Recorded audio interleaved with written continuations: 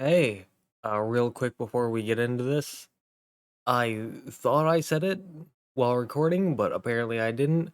But I want this to be both a tutorial for new players, but also something that can help intermediate and even veteran players just to figure out the pathing that you want to take, what you want to hit, what's okay to miss, stuff like that. But with that being said, let's get right into it. Bonjour. Hello, welcome to Elden Ring. This is going to be a walkthrough guide through the game, along with kind of a tutorial teaching you how to do everything. I'm not going to go through every single boss, but I'm going to hit everything that I deem to be notable for every type of build. That being said, let's get into it. There are 10 different starting classes. First here you have the Vagabond with a straight sword, halberd, shield, good armor set, kind of a mix between strength and dex. Next is Warrior, a dexterity-based curved sword wielder. Then the Hero, a strength-based axe wielder. Next up you have the Bandit with a dagger and a parry small shield. Then the intelligence-based sorcery user in the Astrologer. Then the faith-based incantation user in the Prophet. Next up, we have the dexterity-based samurai with a katana and a bow. Then we have the spellblade prisoner with a thrusting sword and some magic. Then the confessor, straight sword and shield, very similar to the vagabond. Then the level 1 class in the wretch for min-maxing. Now because this walkthrough guide is meant to give you some knowledge, I figured the intelligence build fits. Now, those two things don't really matter, but Origin allows you to go through all the starting classes. You can see their stats, their level, what they wield, what they look like, along with a little description. So, you can go through that if you want. Keepsake is a starting gift. Crimson Amber Medallion gives you a little bit of health, as long as you have it equipped. Lance Between Rune gives you runes, which are the currency of this game, used for leveling up and buying things. Next up is a Golden Seed. This allows you to gain an extra flask for either healing or FP. That's probably the best one. Next up is Fanged Impashes. These allow you to summon enemies as temporary allies. Cracked Pot is just a crafting item. Stone Sword Key allows you to open any locked door. Bewitching Branch and a Boiled Prawn are both just consumable items. And finally, Shobrari's Woe allows you to be more attractive to enemies. It makes them more aggressive against you. The Stone Sword Key and the Golden Seed are by far the two best options.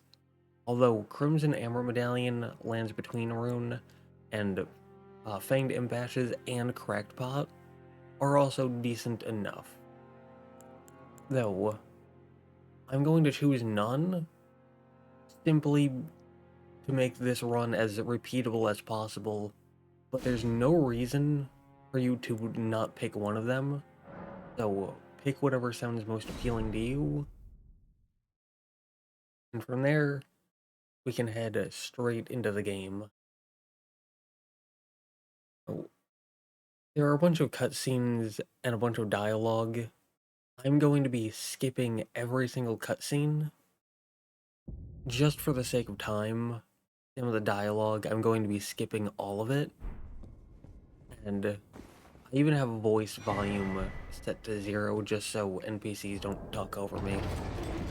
As you can see here. So you should not have it set to 0. You should watch all the cutscenes, listen to all the dialogue. It's useful, it adds stuff to the lore. The cutscenes especially look very nice, so I'd highly suggest going through and watching them. But here, there's a boss, and you're supposed to lose to the boss, so I figured I might as well just rearrange my weapons a little bit. Yeah, you're not supposed to win this at all. Now, don't worry, as you can come back here later and fight them, and we will be doing that for a quest.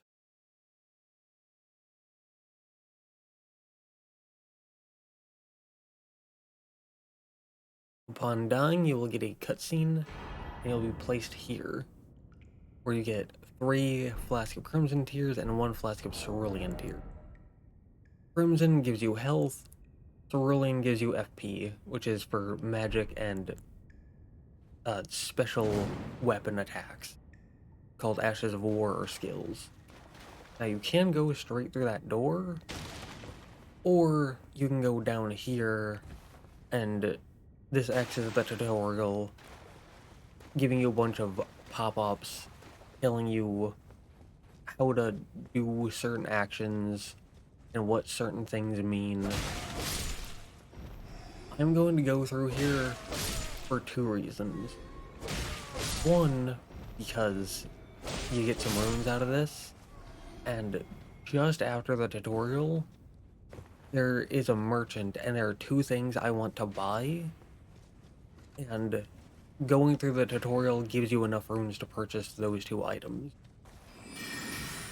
And the second reason I'm going through here is to give myself a bit of time to just once again reiterate that I'm not going to go through every single boss and get every single item. However, I'm going to go through and get everything notable for every single build. So whether you're a strength build, dexterity build, intelligence, faith, arcane, a mix of things, whatever build you're creating, I'm going to show how to get everything relevant to that build.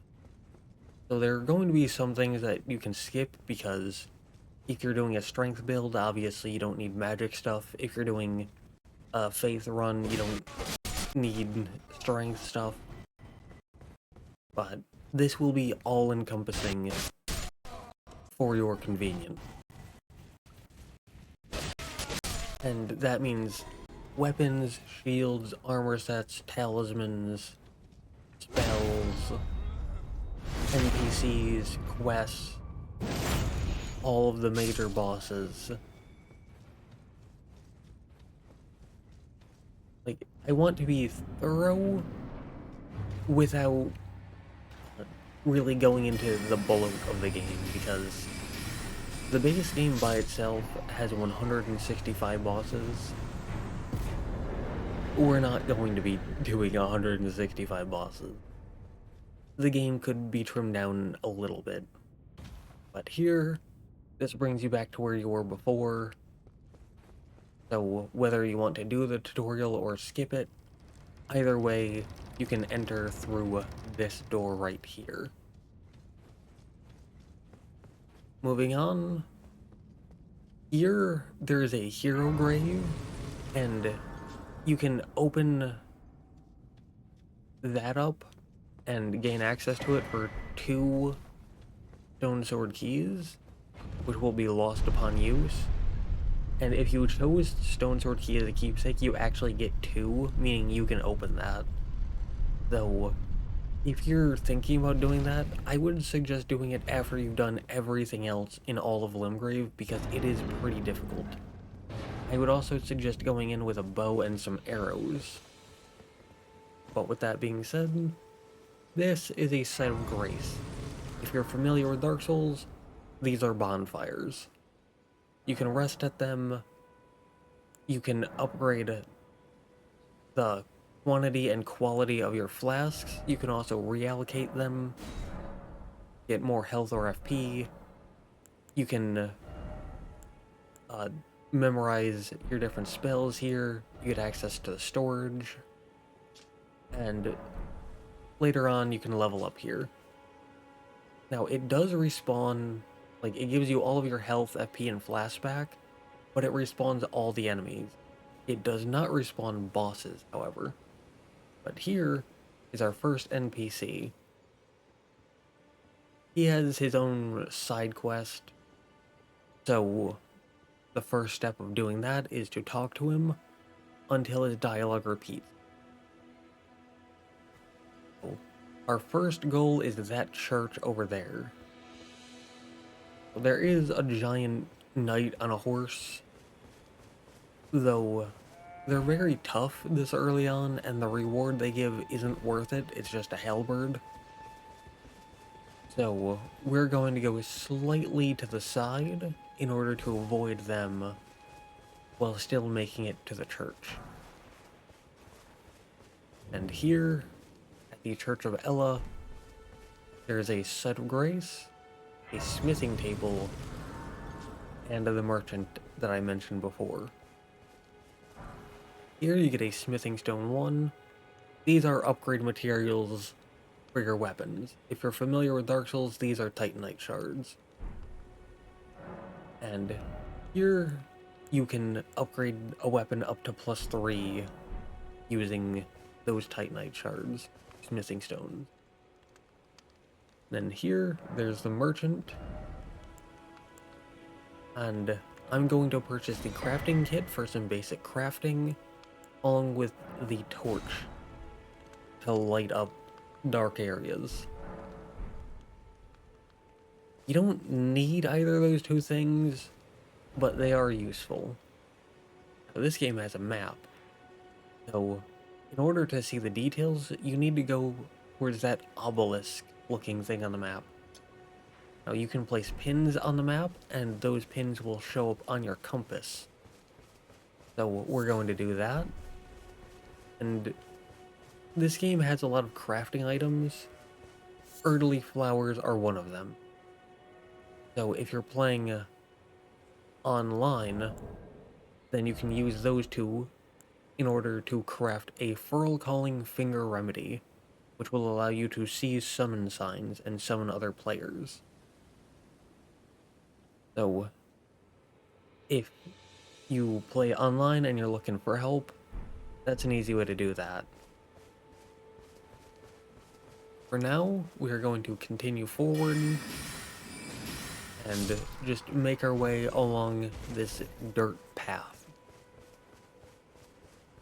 Off to the left here, there's an enemy resting next to an item, and enemies drop items, but for the sake of making this run as repeatable as possible, and not relying on RNG or luck or grinding, I'm going to be discarding and ignoring all of those, but there's no reason not to pick them up, so I would highly suggest picking up any item you see. Here are kukri. They are just powerful throwing knives. If you're doing a melee build that doesn't have ranged magic like this, then kukri will be useful during some points in the run. Now here, you'll see a guy just standing in the middle of the path. If you go to the right of him, then you'll find this little section in the Gatefront Ruins with some more enemies, but also some wolves. This area is where you want to be, as every ruin in the game has a little stairway leading down underground, and there's always goodies inside. If there's not goodies, then there will be a boss, and the boss will give goodies. So, in this one, it's the tutorial one, so no boss. Instead, you will just get the Ash of War Storm Stomp. Ashes of War are special attacks that you can put on the weapon. These are skills from Dark Souls 3. And if you have the whetstone knife, then you can mix and match them in certain ways, making it far more customizable. And so we get that mostly just for the whetstone knife. And here, there's a knight. If you're new to the game, they're probably going to be on the tougher side, so you can just ignore them, grab the map here, and then make your way northwest, headed up the main path heading through the middle of the ruins, where you'll find this site of grace. Resting at this site of grace will give you a cutscene where you'll meet the NPC Melina, and she will offer you an accord. You want to accept it, and in return, she will give you the Spectral Steed Whistle. And on top of that, it also gives you the ability to level up. Although, we'll be getting to leveling up later. For now, the Spectral Steed Whistle allows you to call upon a horse, and that makes traversing the massive open world much faster. From there, we can head back into the ruins, crouching, which makes your footsteps silent, so you can backstab that guy. And in this chest, we get the Lord Sword's Greatsword. A pretty basic greatsword. And then from there, we can head out and along the outer path, you could say, of this ruin, where, protected by these two enemies, is another large carriage with a chest. This one holds the flail. This is the basic flail. We will be getting the basic weapon in every weapon class here in Limgrave. From there, you can head southeast to get this site of grace, and then you can continue heading southeast on this main path. And if you have voice volume on, you will hear an "Oi," where you can then turn left and you'll see this item. This leads you towards this little tree here that you can attack, and successfully doing so will reveal a new NPC in Bach. So he thanks you for turning him into not a tree anymore. And as a general rule, always talk to NPCs until their dialogue repeats. Now he mentions a cave on the shore. So, as you can see here, we got the map fragment, and we can now see details in the map. Although, there are more map fragments scattered throughout the world. And we have gotten the thing for that pin, so we can unpin it, and then we can head back to the Church of Ella. Doing so, after getting access to the horse, we'll spawn this NPC here, and she asks you if you can call upon the Spectral Steed. Say yes, and as a reward, you will get the Spirit Calling Bell.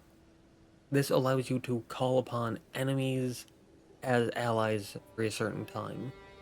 If you chose the Fanged Impashes, this allows you to use them. If not, she still gives you the Lone Wolf Ashes, allowing you to summon 3 wolves. And this is, you need to get the Spirit Ash of an enemy in order to summon them, and they typically cost FP. So after talking to her, you can head out this way. If you're someone who likes to use the map and pins, well, Bach mentioned a cave on the shore, so you can pin the shore there, and again, it shows up on the compass. If you're someone who prefers to use the compass, head southwest, and generally go down in elevation. You'll know that you're headed the right way when you see this troll enemy. Now, you can easily run past them on Torrent, and they'll pretty quickly forget about you. But if you're confident in your combat abilities, or if you just have magic, then you can kill them. They're more intimidation than difficulty, so they have a lot of health, but not too difficult to get through that, and when you do, you will gain 1,000 runes. Whether you kill them or run past them, either way, you can continue heading down, and you may see little sparkles running across the ground. This is a scarab. They are found sprinkled throughout the world, running in a pattern, and what you can do is stop where you saw them. I like to find long straight lines as I find it easier to hit them, and try to swing as they're coming towards you. If you miss, don't chase after them. They run in the same pattern every single time, and also they're faster than you. So just stand in the same spot and wait for them to come back to you. This one gets you the Ash of War Stamp Sweep. Pretty good for greatswords in my opinion. But on top of opening the map and unpinning a pin, you can also walk through one, and it will automatically disappear. From there, you can head south along the shoreline, and you'll know that you're getting pretty close when you see that little island off to the right, but also when you see these demi-human enemies. So you can either kill them or run past them, and to the left, right after them, is a cave entrance. Although, shortly beyond the cave, there is another merchant. So, this one sells neutralizing boluses, a consumable item that cures poison. He sells a few smithing stone ones, but I'll show you how to get plenty for free, so I suggest against buying them. He sells a cookbook, which allows you to get more crafting recipes. This one specifically gets you fire arrows and neutralizing boluses. Again, neutralizing boluses cure poison. From there, he also sells the broadsword, a basic straight sword, a club, a basic hammer, the short bow, a basic light bow, some arrows, and a basic small shield. If you're running a melee build, I would suggest purchasing the short bow and some arrows, because having a ranged option is useful. So from there, we can head back where the cave was, and we can head into there. As you can see, we got kicked off our horse, and yeah, there's some places where you can't enter your horse, or you can't ride your horse rather. And this little symbol here means that you cannot teleport. So, yeah. Just keep that in mind. You will be able to teleport after beating the boss, though. So, head on in, light this site of grace, and you'll find a Bok here, assuming you saved him before. And he will tell you to just flee because the enemies in here will beat you up. So, Bok seems like a pretty good guy, so because they beat him up, we're gonna beat them up. And as you can pretty obviously see, this cave is very dark, and that's why I purchased the torch. If you want to save the 200 runes, you can head through here in the dark. It is navigable, but the torch is pretty cheap, and it makes the presentation better, so because of that, I'm willing to drop the 200 runes. Now, here, again, if you pop a Furl Calling Finger Remedy when you're online, you'll be able to see golden summon signs. this is what those look like. There are some offline NPC ones. This is one of those. I'm not big on summoning personally, but I'm going to summon this person, partially because this boss is a multi-fight with lots of additional little enemies, but also mostly just to show it off as a feature. But with that being said, we can head into here and fight this boss. This is, for the most part, one of those basic filler bosses, but the reward is important for a quest and a small side feature. So, we're not really fighting this boss for the fight itself, just for the little side feature and the side quest. But here, as you can see, there are 2 demi-human chiefs, along with a bunch of smaller little demi-humans sprinkled around. Although, for the most part, this second demi-human chief is typically supposed to sit at the back of the cave, and they don't really show up until you, like, go to them. So I'm not sure why they showed up here. But doesn't matter too much, as we can just sit back, let Istvan hold most of the aggression as we sit back and fire spells until the boss dies. For here we will get tailoring tools for ourselves, allowing us to alter certain armor pieces, mostly to get rid of capes. You also get the sewing needle, and that's for box side quest. Now from there, you can head through the rest of the cave to get to a little church, but we will get to something even better later on in the run. So, we're just going to ignore that and head back to Bach, where we can give him the sewing needle.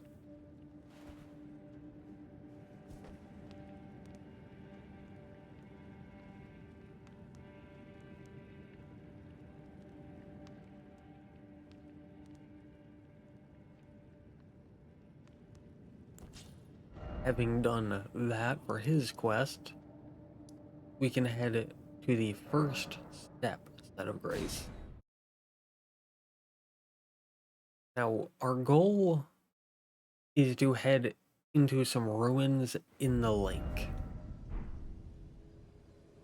off to the east here. If you want to pin it on the map, it's this. So, we can pin that and head towards it. Do be careful, as it can be a large drop, and we want to head to the right of these bat enemies, because next to this breakable wagon thing, there is a smithing stone 1. Now these things, they're little stalls that appear throughout the world randomly. They give you a golden rune 1. Now from here, you want to head to the right of the ruins, away from all the enemies, where you can jump over this wall. It's right here on the map if you want to pin that part specifically. And you can head down into here in order to get the prize of this ruin.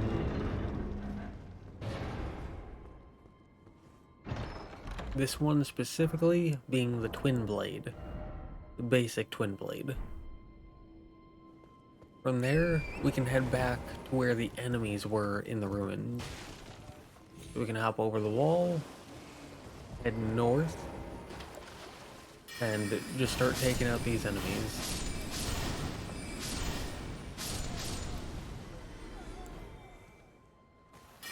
And this dog can be a problem, so take care of them.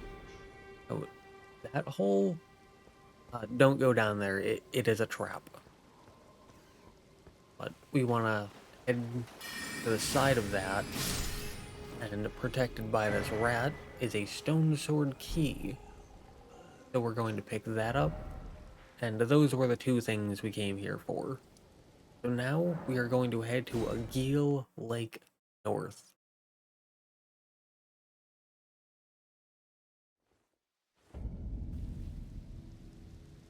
Now from here, it's been enough time. We've gotten enough runes so we can talk about leveling up. So, leveling up costs runes. Every time you level up, the runes needed increases a little bit. So, Vigor is your health. It's very good, just more health means you die less. Very good stat. Mind is your FP for spells and special attacks called skills or Ashes of War. Next is Endurance, which is stamina and equip load. Very good. Stamina is useful for everything from attacking to shielding to rolling to using spells to using skills. So very good. Next is Strength. This is for big bonk weapons. Next is Dex. That's for small fast weapons. Next is Intelligence. That's for sorceries. Next is Faith. That's for incantations. If you're familiar with Dark Souls, that's miracles and pyromancies. And then finally, we have Arcane. This is a weird, funky stat that every game has. Mostly for bleed. But from there, we can head southeast. And if you care about crafting, when you see that guy on horseback, you can take a left and generally just go forward. And at these, like, destroyed ruin thing, there's going to be a purple item. That is the Armor's Cookbook 1.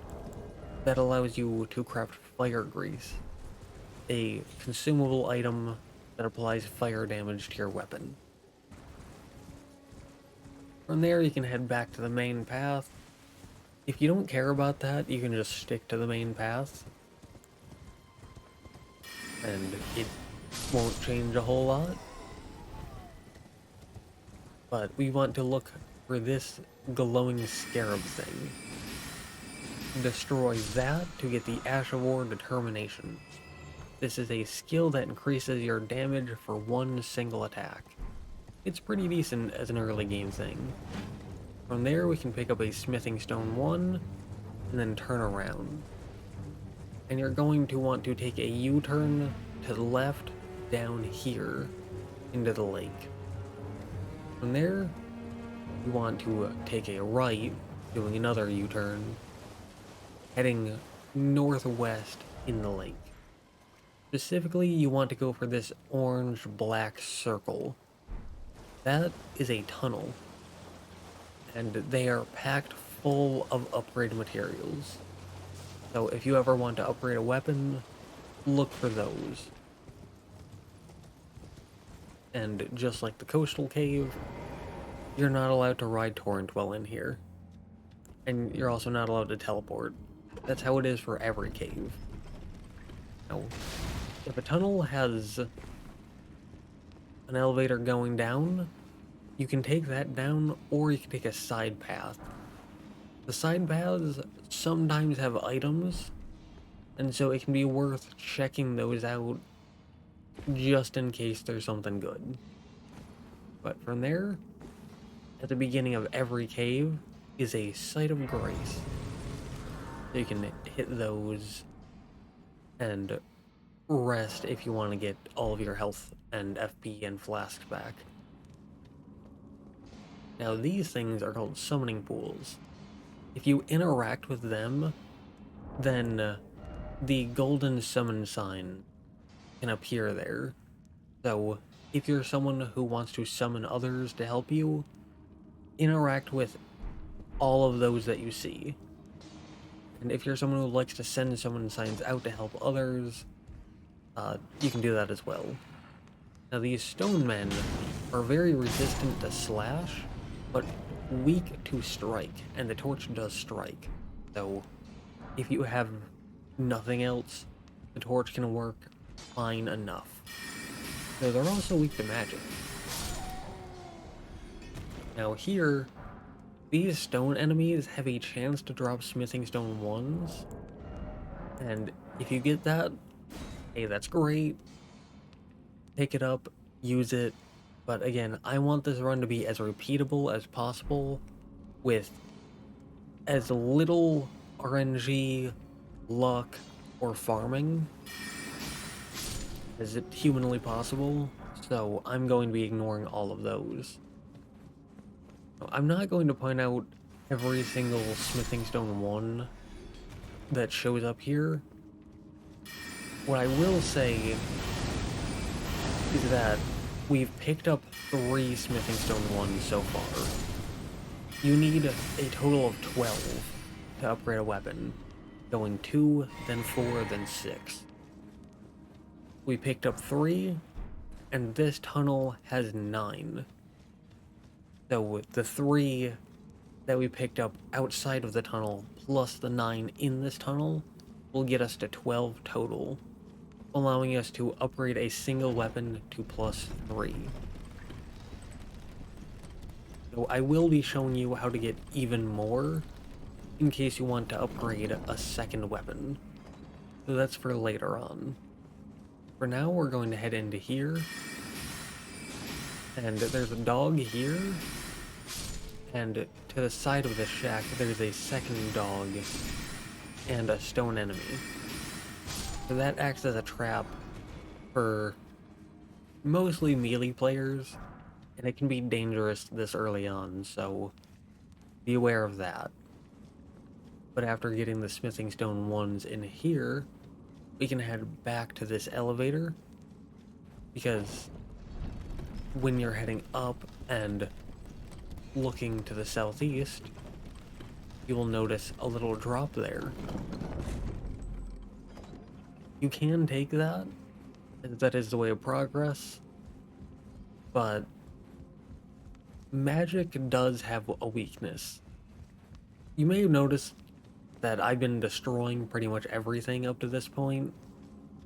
That's because magic builds are strong, but they do have the weakness of being very reliant on FP, and the main way to get FP back is the blue flasks. So blue flasks means not having health flasks, so that is a weakness. Just keep that in mind. Like, if you're new, you may want to go into a melee build, just so you can have more healing flasks.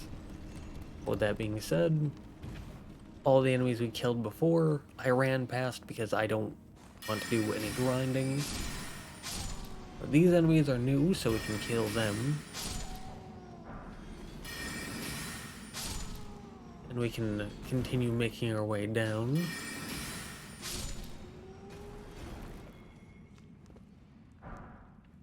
And at this elevator right here, once again, the side path has something useful for us.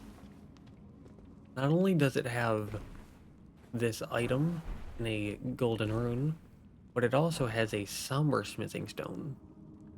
So weapons can be put into 2 different categories in this game. Normal weapons that require 12 smithing stones for upgrade, and special weapons that require 1 somber smithing stone for upgrade. From there, if you want to leave, you can.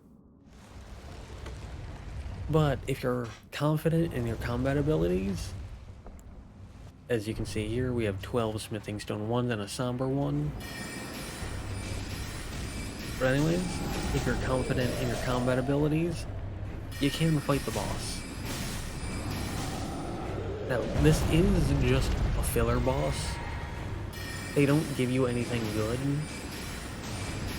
But this early on, the runes are kind of nice. And it also lets me talk about talismans. See, This is the Royal Medallion. It's a basic talisman.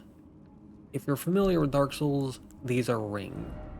You start out with one slot, and throughout the game, you'll slowly gain your way up to 4 slots. So, by the end of Limgrave, we're going to have a good option. From there, we can head back to the Church of Ella, because again, you need 12 smithing stones to get your weapon to +3, and the smithing table here allows you to upgrade your weapon. So you can choose one weapon to go all the way up to +3, but once you do that, armament cannot be strengthened any further at the smithing table. So you will need to find a dedicated blacksmith in order to upgrade your weapon further. We will get to that later on. For now, we can head back to Agil Lake North.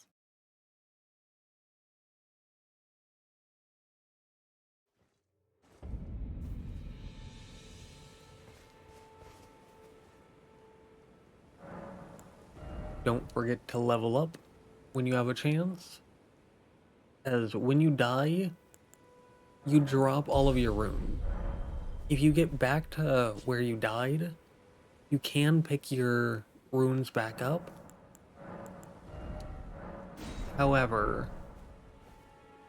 that can be risky, and it's just better to level up when you can, because when you use your runes, either by purchasing an item, or upgrading a weapon, or leveling up, you can never lose those runes from that point on. But from here, we can head back to the lake. Before we turn to the right, and if you're looking for a challenge, by this bonfire here, there is a dragon, and killing them gets you a dragon heart, used in purchasing pretty powerful incantation. So I'm not going to be doing that yet, so instead we are going to head down this ramp and take a left under the bridge and into the ravine that you can easily see on the map.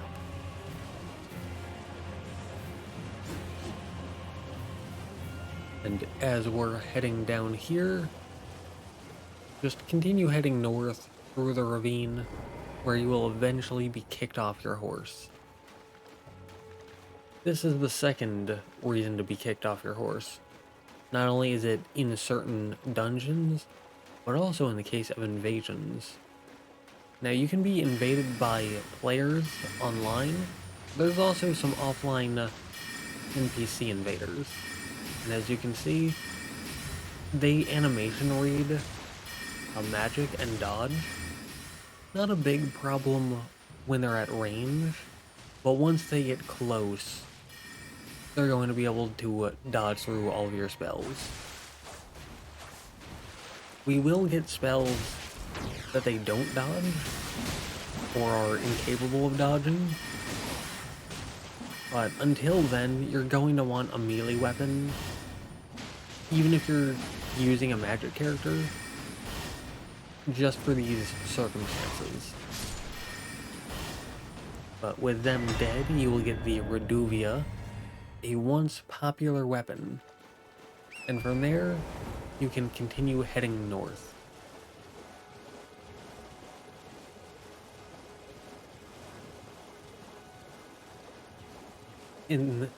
At the spot where the ravine narrows, you will find the NPC Yura. He is the person who helped us out with the invasion.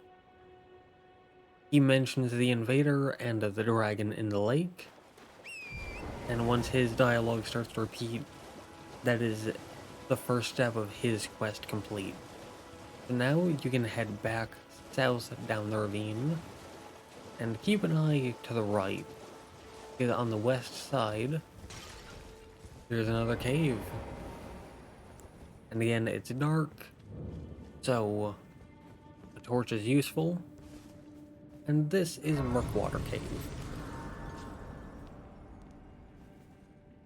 Again, I'm not going to be going through every single cave, every single boss, just the ones that I consider to be notable, and the boss here is notable for a side quest.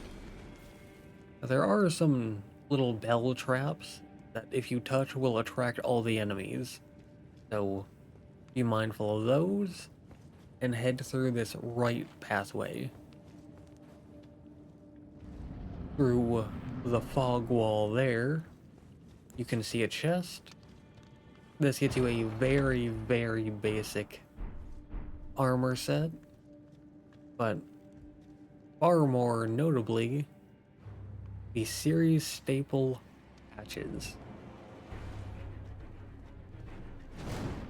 And if you have kick as your skill, you can use that. Unlike in the Dark Souls games, you don't have to press forward and right. Instead, you now press whatever the skill button is. For me, that is L2, and it is an incredible change in my opinion. Does not accidentally kick in. And it makes kicking more consistent. But with that being said, at half health, he will cower, and you can kill him for his armor set and a +7 spear, or you can let him live to become a merchant along with his side quest. So let him talk, and then once he's done you can talk to him. As always with patches, the answer doesn't really matter, but once you reload the area he'll become a merchant. Though the most notable thing he sells is the parrying dagger, so I'm not too concerned about that. I'm mostly just getting him for the side quest. But from there, we can head back to Aegil Lake North once more, where we've seen it a few times, I've mentioned it, but there's a bridge, and we are finally going to be crossing the entire thing. We went slightly onto it before for the Ash of War Determination and the one Smithing Stone 1, but now we can actually go across it. And if you want to use a somber weapon, but don't want to go through the entirety of the Limgrave Tunnels, there is a somber one here, which is much easier to get, or much faster rather. From there, we can head east to these ruins, and we can just ignore the enemies and head straight into the underground part. Unlike all the previous ones, this ruin actually has a boss. And I'm going to be showing this boss to show you another little mechanic of the game. And that is stance breaking. Ignore the skill issue. You see, once you do enough stance damage, then an enemy will fall to one knee, or in general be stance broken, and it allows you to get a critical hit. Jumping heavies and charged heavies make stance breaking far more common. So with that being said, we can defeat that boss, and on top of a Site of Grace, it allows us to meet the NPC Selen. Tell her you want to learn sorcery, and when she asks again, confirm, and she will teach you a few sorceries that you need to use runes to buy them.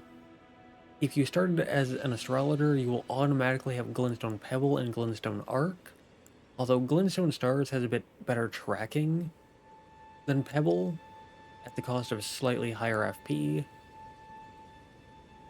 And Scholar's Armament allows you to apply magic to your right-hand weapon. And so, for fights where the NPC or boss dodges all of your spells, that can be good early on, though it is pretty expensive for this early on. With that being said, even if you don't care about sorceries, she still has a side quest. So you can still meet her and say yes to those questions to gain access to her side quest. From there are two trolls pulling this carriage.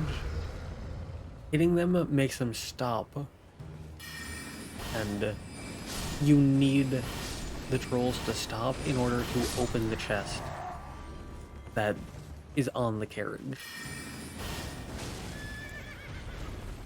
So we can hit them to make them stop, along with just clearing out all of these enemies so we can safely open the chest.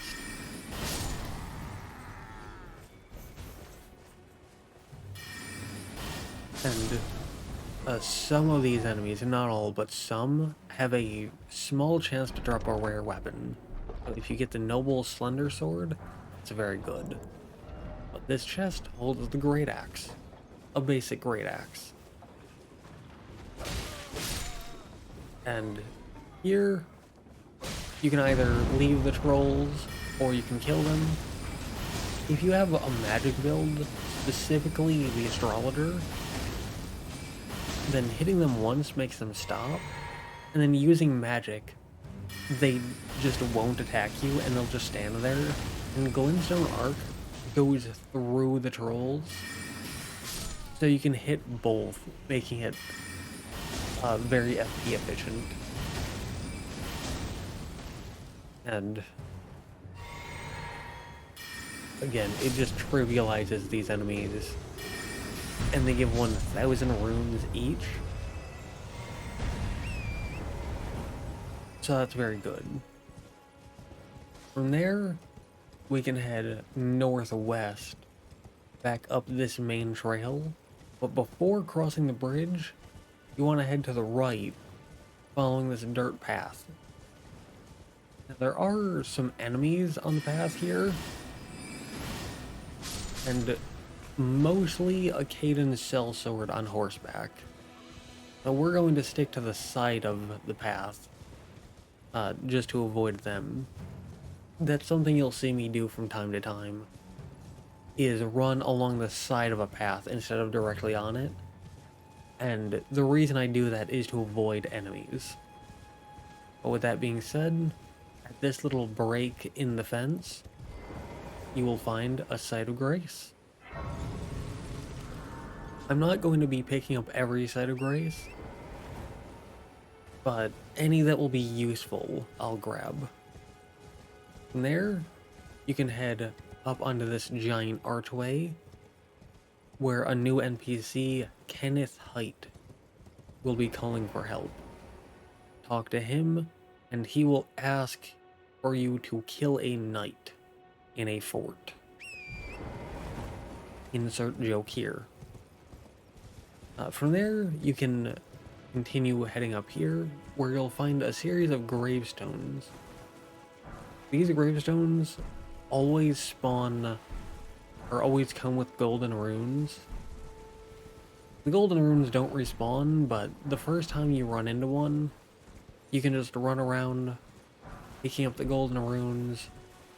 It's free money, so absolutely go and just pillage those whenever you see one.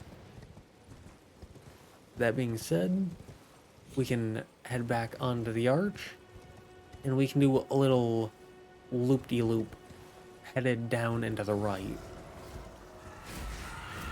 And that will put you back on the main path. From there, you can just keep running, and you will find this troll right before a church. Again, They give 1,000 runes per kill, and they're not that difficult. So, if you're confident in your combat abilities, I would absolutely suggest fighting them, as the runes they give are definitely worth it. From there, again, there's a church, but if you head to the left before the church, then you can head through this little bit of water, and you can continue up the dirt path. When you see that spirit spring, you'll know you're in the right place, because there's this scarab that gets you the Ash of War Sacred Blade. This is extremely good against skeletons. So, get that, and then you can head into the Third Church of America, where you can get the Sacred Tear. This allows you to increase the potency of your healing, both HP and FP. From there, you can get the Flask of Wondrous Physic. This automatically goes onto your quick item slots, and it is a customizable flask. A unique idea that I really love. So we can increase the potency of our 2 main flasks, and then you can mix in Wondrous Physic. As you can see, you have 2 slots, and right now all we have is Crimson Crystal Tier, giving us half of our max HP.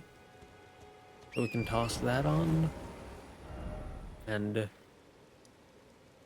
again, just look for those little obelisk things if you don't have the detailed map fragment, as that shows you where that is. So you can pin that if you want, and then you can head directly south, get back onto the main dirt path, and you can follow the dirt path. Now here, you will run into something very nice. I love him so much. He's adorable. But continuing on, here is the map fragment. And from there, we can continue on. And when you see that item, along with some demi-humans screaming, you can take a left. Here, not too important, but you can get another Ash of War and Ground Slam. And more importantly, you can get the Spiked Cracked Tier and the Green Spill Crystal Tier. Spiked gets you better charged attacks, and Green Spill boosts your stamina for a little bit. So you can put those into your Wondrous Physic and then get those effects when you drink it. And just like your normal flasks, it does refill when resting at a site of grace. From there, we can head back to the main dirt path, and you will hear howling here if you have your voice volume not set to 0. We will get back to that howling soon-ish. For now, continue heading down the path, and take a left when you see that glowing message, as that is a hint that there is another merchant nearby. This merchant sells you a few smithing stone 1s, and more importantly, the ability to craft Exalted Flesh, a rare crafting item that boosts your physical attack. So that's pretty strong. But he also sells the hand axe, a basic axe, and the blue gold kite shield, a basic medium shield. From there, you want to head straight south, and you should pretty quickly see a fort up on a hill. Heading to the right of that, where this little broken down fence is, there's a set of grace, so you can grab that. And from there, we can head up into the fort.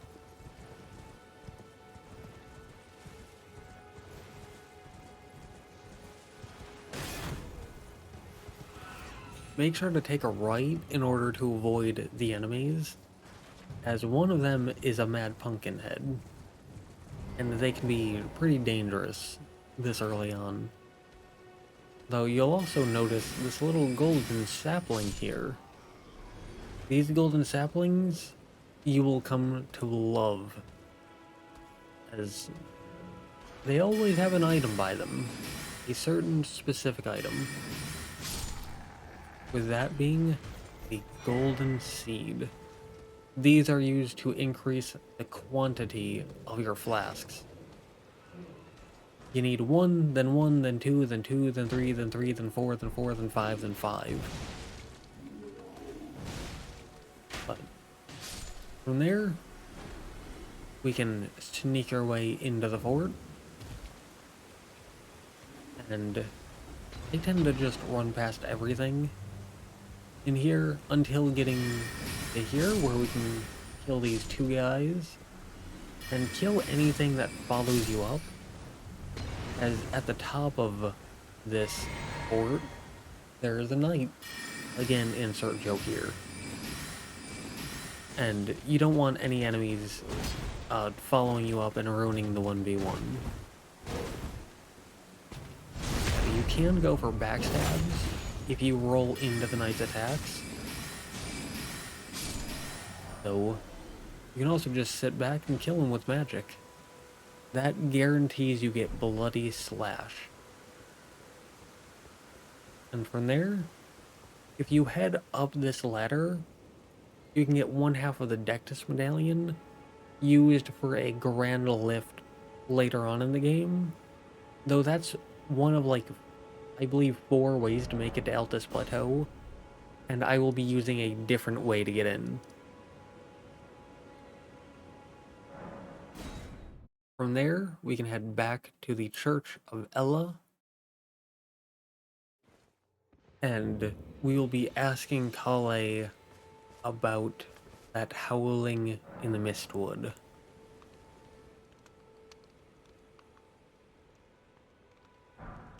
That will give you the finger snap gesture, and you can equip that, as we will need it to meet a new NPC.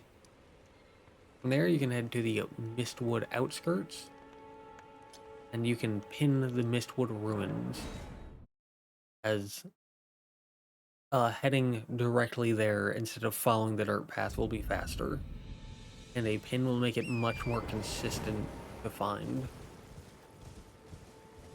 But remember, Haight asked us to kill a knight. We killed a knight, so we can go tell him the good news.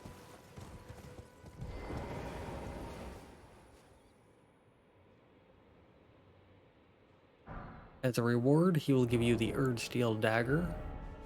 Deals off of Faith if you're doing a Faith build. And you can continue talking to him to eventually get a proposition. He will ask you to pledge your service to him. Doing so will get you some stuff later on. Now, you can kill him. And specifically, you can kick him off and let gravity do the work. But I'm going to be doing his quest. Now, killing him does get you another golden seed, by the way. But there are more than enough golden seeds in the game. And I would rather just do his quest. So you can go either way. Both options work. From there, we can head over to the Mistwood Ruins. If you see a giant bear, avoid it. Like, the normal bears are fine, but those Giga Bears, they have a massive lunging attack that's very fast and covers a lot of ground and will stun you. So, just avoid them for your own safety. And next to this massive tower, you can use the finger snap gesture to meet Blythe the Half-Wolf. he will ask you about someone named Darwell, and we will get to him soon. Though first, in these ruins, there's a golden rune, and in the tower pillar thing, there's a smithing stone tier 2. Smithing stones go up to tier 8, and then an ancient one, and somber ones go up to tier 9, and then have an ancient one. From there, we're going to head down here, where we can get another talisman, being the Axe Talisman. This enhances charged attacks. Kinda decent, though we're going to get something even better. So from here, you can head to Fort Haight West, and our goal will be to get to this little circle thing. Though, before we get to that even, we want to head to this. I know this as like 2 legs and then a body, and I put the pin on the hip. I don't know why I know it as that. That's just what my brain goes to. Like, it's just a very lanky person. But anyways, we can head to Fort Haight West, and we can start heading towards that. Now, ever so slightly to the left, you will find another thing of gravestones. Again, free money. Although this one is protected by some wolves. And there is a white wolf which has more health. So do be a little cautious when going after this one. But the wolves shouldn't be too much of a problem, as they can be killed pretty easily. If you're a melee build, shields will be your friend, as they can't get through a shield. But after getting your bit of free money, you can continue heading up, just continuing to head up in elevation. You're going to have to head a little to the left from where the pin is, but that's okay because we will be looping back to the right soon. You'll know you're in the right place when you see a bridge off to your left. That bridge leads to the Weeping Peninsula, which is technically part of Limgrave, but we're already over an hour in, and so I'm going to keep that to its own part. But from there, we can head over to where the pin is, and slightly beyond that, just after a little drop down, is a Site of Grace. If you hit the lake, you've gone too far. But from there, you can head south, slightly to the left of south, to where that circle thing was on the map. You'll know you're in the right place when you see these stone pillar snake things. This is the Forlorn Hound Everjail. And you want to head in here, and you should see this summon sign for Blythe the Half-Wolf. Again, I'm not big on summoning, but we will be summoning him for his quest and an item. So let him do his little standing up animation, then head into the boss. This is a Bloodhound Knight. It's another boss that will dodge most magic. So, with Blythe here, he does a lot of stance damage, and is great at just throwing the boss around. So, he kinda trivializes the boss for you. And defeating them gets you Bloodhound's Fang, an extremely popular somber weapon. And speaking of somber, Here will be Blythe, where you can talk to him once more, and he will reward you with a Somber Stone too.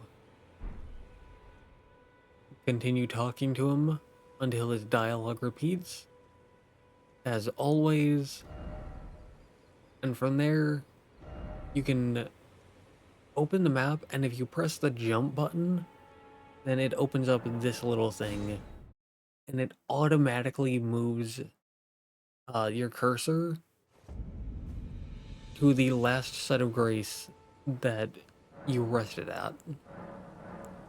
So you can do that.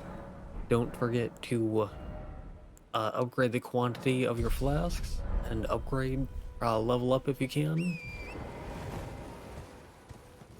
From there, you want to head southeast, heading on the main path, and you want to take this Spirit Spring jump. If you're in one and you jump while on Torrent, you fly massively high into the air. And if you fall down onto one while on Torrent, you take no fall damage. But up here, you'll find this half bowl with a Starlight Shard. This is a rare consumable item that recovers FP, but it's also useful for a quest. So you're going to want some of those. Now we can jump up here, and there will be this purple item here, being the Royal House Scroll. You can give this to Selen in order to purchase Glintblade Phalanx and Carrion Slicer. Carrion Slicer is very popular because it is fast, does good damage, and has a low FP cost. So if you're using sorceries, you may want to consider using that. From there, we're just going to continue making our way through these enemies.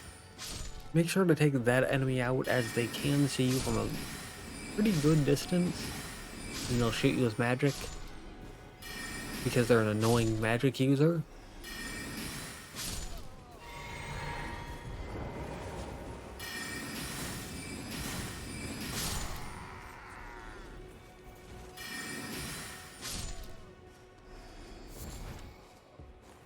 They call me a comedian.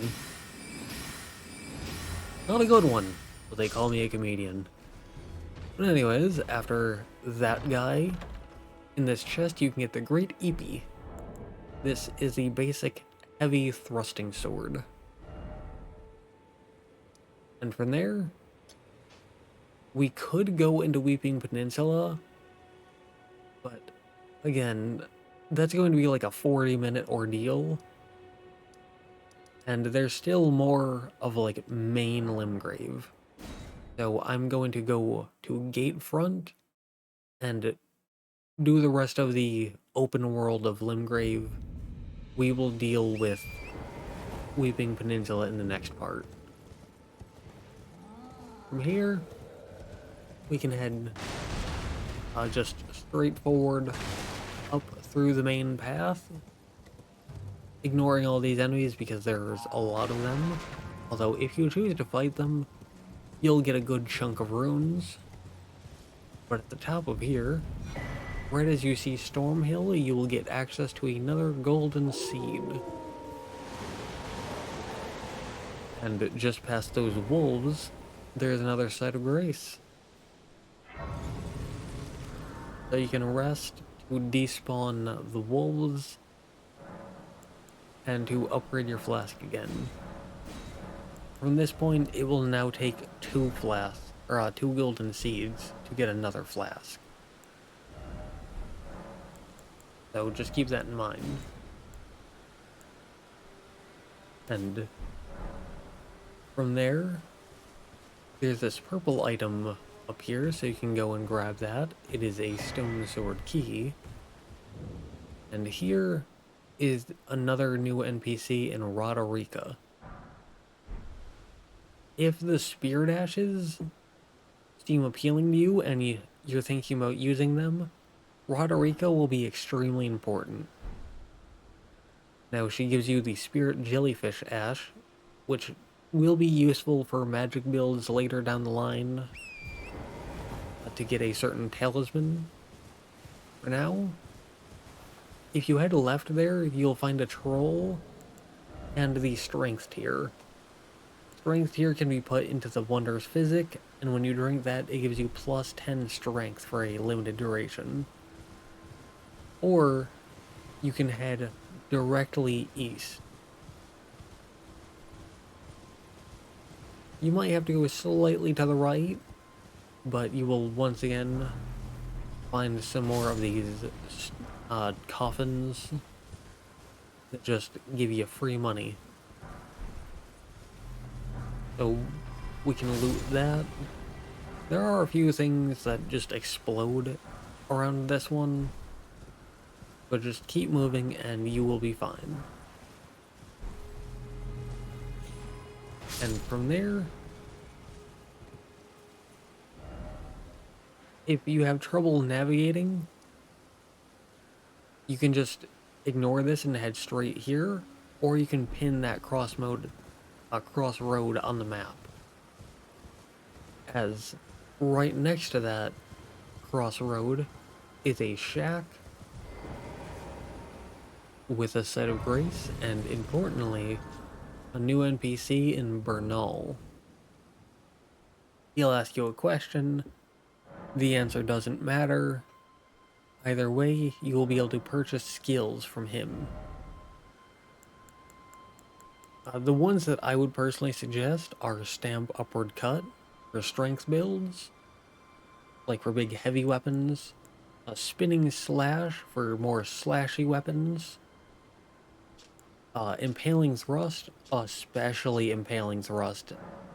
In fact, it's so good I'm going to buy it. Quick Step, Stormblade, and No Skill are also pretty good. And I'm even going to buy No Skill, as it's useful for torches and shields. From there, you want to head southeast, directly behind the shack. And there's going to be a few trolls here, so unlike before, we're not going to be killing the trolls for runes. Instead, we're going to be getting one of their attention because they can break these. These statues have upgrade materials, but we need an enemy to break it for us. This one gives us 5 Smithing Stone 1s and a Smithing Stone 2. And from there we can head northwest, back to where the pin was, in order to get back to the shack. So we can rest at the shack to de-aggro the troll, and from there our next goal is this hilltop next to that square thing. The way that I personally find this, by the way, there are some root resins here, good for crafting fire grease and other types of grease. But anyways, the way that I personally find this is by heading northeast until I see those 2 fires, in which case I take a left, heading northwest, and I keep an eye on this right wall until I can jump up it, and then just head up in elevation. Now what we're looking for is a knight on horseback. So we're going to kill this guy. And if you kill his horse, he falls on his back, and that allows you to get a free critical hit. And killing him guarantees that you get the Ash of War Golden Vow. It has a high FP cost of 40, however, it increases damage and defense, which is very powerful. From there, you want to head towards this square, as on top of it, which you can easily get on by just jumping down onto it, you will find the lance right here. This is the basic Great Spear. And at this point we have almost every single weapon class. or have at least seen one. But from here, we can kill a few enemies to get easy access to a basic medium shield. From there, we're going to head northeast, where you can head left, forward, or right. We are going to be heading left. And quickly on the left, you will see a little ghost person next to a door. We're going to be heading into this door. Inside of here is the Deathtouched Catacombs. And we're here for two main reasons. Now, I would suggest throwing no skill onto the torch if you purchased that, because if you didn't, then holding the torch out will have your skill be torch attack instead of whatever your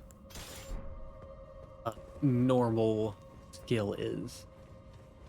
But more importantly, I would suggest throwing on Sacred Blade, as look how little damage we do against the skeleton. And more than that, even once it goes down, you have to hit it after it goes down, or else it will respawn. But if we use Sacred Blade, it's a one-shot, and the skeleton can't respawn. And even without the projectile, it's still a two-shot, and they don't respawn. So it helps massively, even if you haven't invested a single point into faith. It will still help massively. But the first reason we're here is for the Uchi Katana, the basic katana. From there, we can drop down into this room, and Sacred Blade doesn't last forever, so you're going to have to reapply it from time to time. Here, there's a Grave Glowwort 1. So just like how you can upgrade your weapons, you can also upgrade your Spirit Ashes using Glowwort. We will get to that later, however. For now, we can pull this lever to gain access to the boss. And you can just run past all the skeletons if you want to, but I'm going to kill them just to make things a bit easier. Although, I typically run past them, and I've never had issues, so either way works. But pulling the lever opens that door to gain access to this boss. And this boss is a Black Knife Assassin. They're another enemy that will dodge all of your spells. If you're a spell user, again, don't worry too much. We will get a spell that enemies don't dodge in the future. For now, we just have to stick to a melee weapon and kill this enemy. They mostly focus on just doing chip damage, being fast, being evasive, and just chipping you down faster than you can chip them down. And as you can see, damage is not great. So this is why it's important to upgrade your melee weapon. Even if you're mostly just using it as a backup thing, still good to upgrade. But without too much trouble, we bring the boss down, getting ourselves the Assassin's Crimson Dagger. This is a talisman that gets you health back upon critical hits, but more importantly, Death Root. There are 9 death roots scattered throughout the world. You need all 9 for a certain side quest. I'll be showing how to get all 9. For now, that's 1, and we can return to entrance.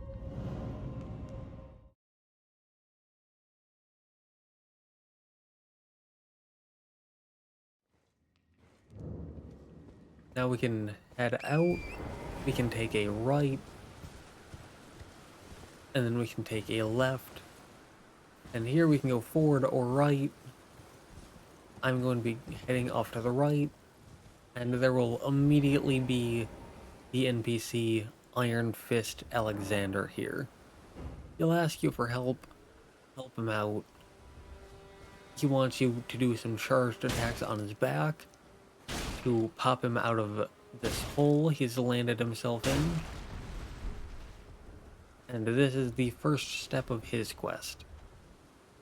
Now, Elden Ring, massive open world game, so in order to compensate for that, some steps of certain side quests are optional.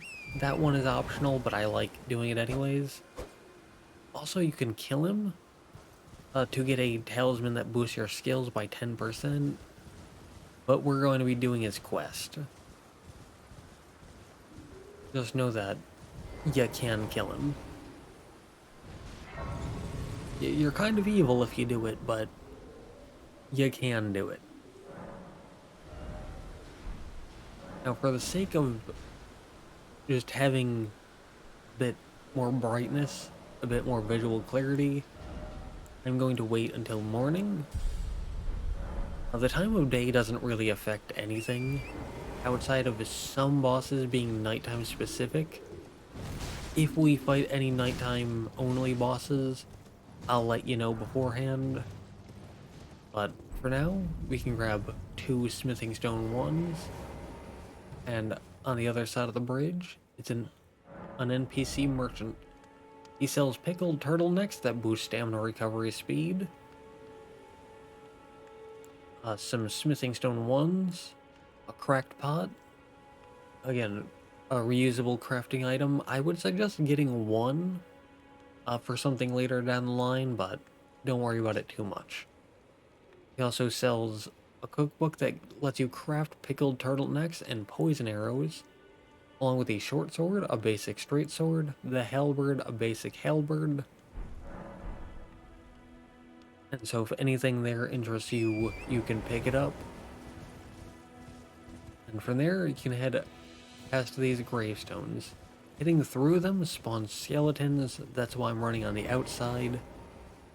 And just beyond them, you'll find another NPC in D, Hunter of the Dead. He will tell you to avoid a village because it has a dangerous enemy.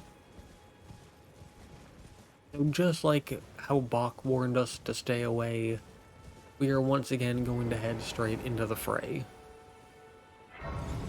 There's a site of grace here that you should pick up, as it will be useful later down the line.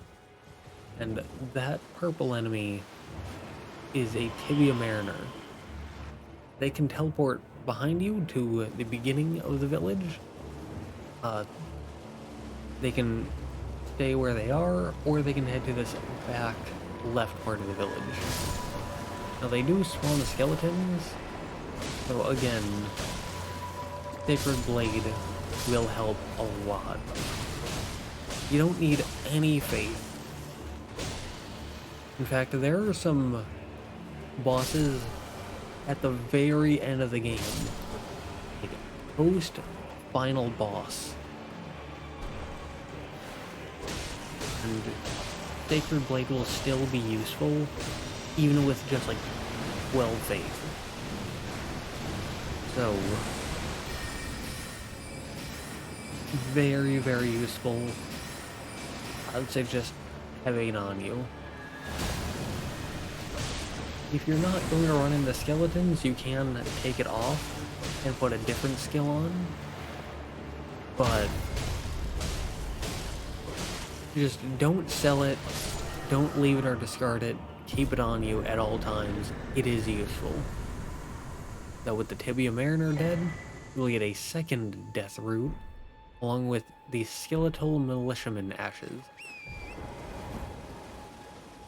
And just like the skeletons as enemies, when they go down, they have to be hit again or else they respawn.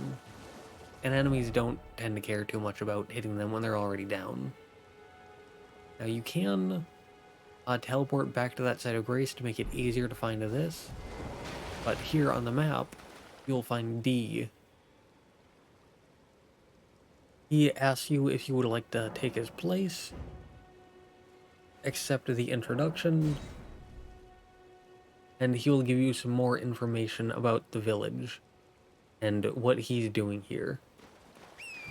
From there, head northeast through the village, although before hitting land, take a right. As there will be some turtles here and a stone sword key door. Now, we only have 2 stone sword keys, and this takes 1, but I promise you this is very, very useful.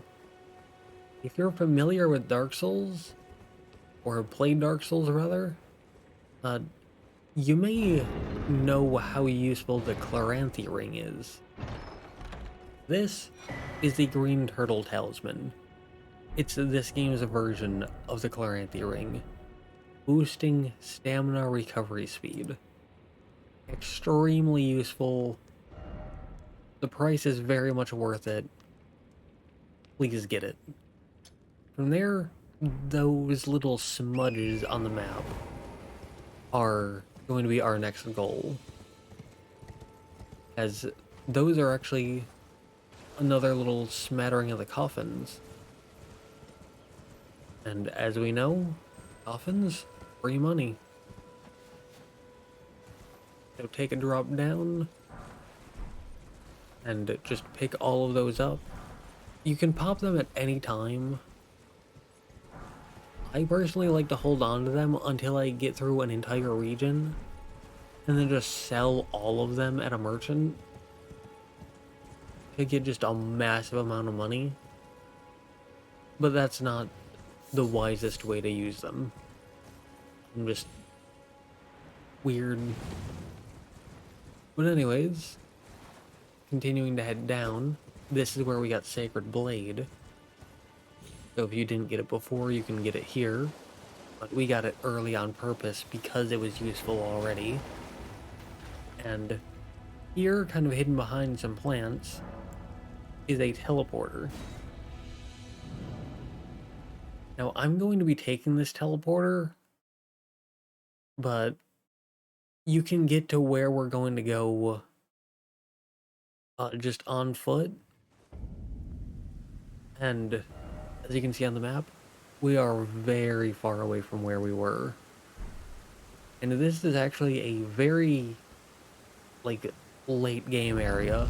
The enemies here are very tough, so we're not going to spend a lot of time here. In my personal runs, I tend to spend some time here, as there are a lot of very good goodies here. But for the sake of making this as easy and repeatable as possible for new players, we're going to ignore that, and we're just going to give this guy 1 death root. Doing so will get us the Clawmark Seal and the Beast Eye. The Beast Eye gives you a little pop-up whenever you're close to a death root, letting you know when you're near one. And the Clawmark Seal is a sacred seal, allowing you to use incantations.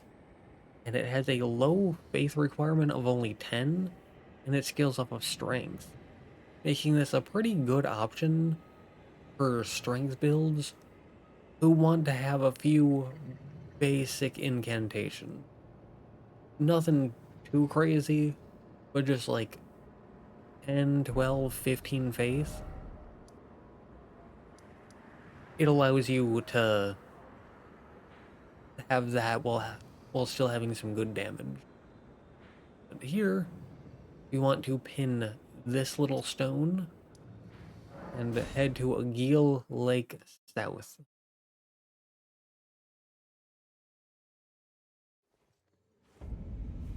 And so we're going to head towards that stone.